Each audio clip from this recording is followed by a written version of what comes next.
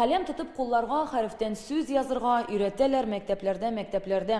Салауат Көпірі микрорайонындағы Бионика лицейі бірінші сынып оқушыларын қабыл итірге әзір. Тақтаға матур плакатлар ілінген, китаплар әзірленген, сынып бүлмесі жиыштырылған. 1 сентябрь күні әлігі партылар артына 26 бала отырашақ. Барлығы лицейда 1 сыныфқа 270 баланы қабыл итірге жиыналар. Парта артына тәугі тапқыр отырушыларны 13 классқа жиғанар. Бұл әлі олар үшін рекорд түгел. Көбірек ашылған сыныфлар жоқ еді. Бұл шынанда рекорд. 15 сыныф, 1 сыныфлар ашыла біздің 185 лицейда. Оннан алғанда 13 сыныф біздің 188, 182, 184 лицейларда ашыла. Шуңа көрі бұл шынында рекордлы сонлар. Елдан-ел біздің оқушы саны арта бара, ел сайын біздің 8-10 мыңға яқын балаға арта бара біз енді.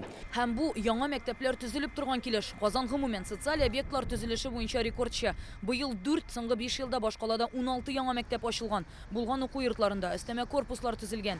Сибғат Хаким урамындағы оқу йортында етік ішлер 99%-қа тәмам. Хәзір тышқы түзіклендіру мектеп территориясын яшіллендіру ішлері башқарыла. Шуңада қарамастан мектеплер тағын керек. Оларға ихтияж 3 микрорайонда бик зор. В листе ожиданий школы еще в 29 микрорайонах. Причем в 15. Қазанның тағын 29 микрорайонында яңа мәктеплер күтелер. 15-нде оқу йортларына айырушада ихтияж зор. Оларны түзүү үшін шәһәрнең берничә еллык бюджеты керек.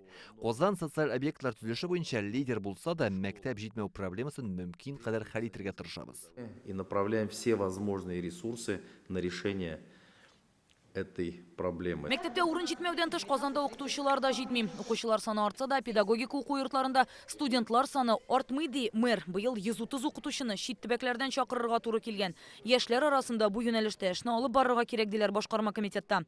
Казанның шулук 188 лицее моның өчен чыгарлыш студентлары белән максатчан эш алып бара. Быел яңа 6 укытучы алганнар. Бу кадрларны без апрель айында аларның ярмарка вакансия дигән эш оештырылды Арча көлиятендә. Һәм без шунда 2 укытучылар буенча директор урынбасары шунда барырга туры килде. Әтиәниләрне кызыксындырган тагын бер мәсьәлә укучыларны кайнар аш белән тәэмин итү. Быел Казанның 19 мәктәбендә азык әзерләү блоклары төзекләндерелгән. Хәзер 169 ашхана мәктәп рестораны форматында эшли. Бу елны балаларның ашатуында бер яңалыкны біз керттек. Ул салат бар.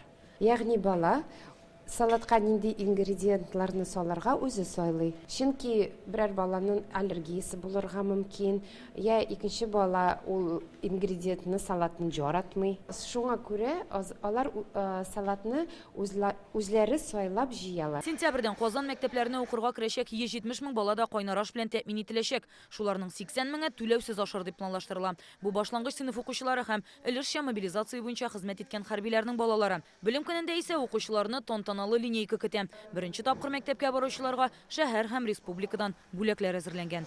Рания Абдрахманова, Ләйсән Сәитова, Яңа гасыр каналы.